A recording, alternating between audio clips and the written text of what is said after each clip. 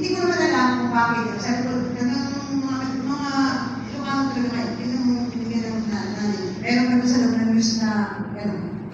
Pero ako naman, very creative. So, nilagyan ko ng dining, nilagyan ko ng mga tuwalya. So, lahat na naman ng bawal. Why? Sure. Eh, dapat pasalamatan ka nag-create ko. Alam mo bang ginawa ng mother-in-law ko? Pumunta sa kusina, sabi sa katulong ko, ilan ang sinasain mo? Sabi niya, kami po, 3 lang. Okay, magtagay ka ng 3. Sa 3, magkumuha ka ng 3 spoons. Bawat ka, magseta sa ka ng 1 spoon. Ilalagay mo doon sa pipi. Okay? Sabi ko, ano kaya ang dahilan, no? But, you see, napakaganda ng ginawa ng mother-in-law ko na lesson sa akin. Every time magsasain ka, 1 cup, bawasan mo na isang kutsara. Ilalagay mo doon.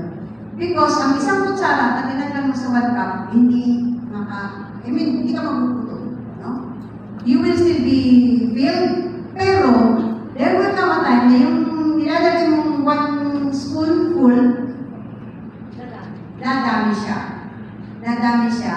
Mauubos yung laman ng bigasan mo, pero ito magkakain mo.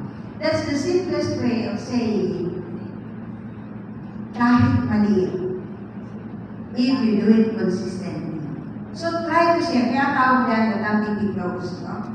Ang mga lesson ko sa buhay, sinishare ko sa inyo. Next. Thank you. Ito.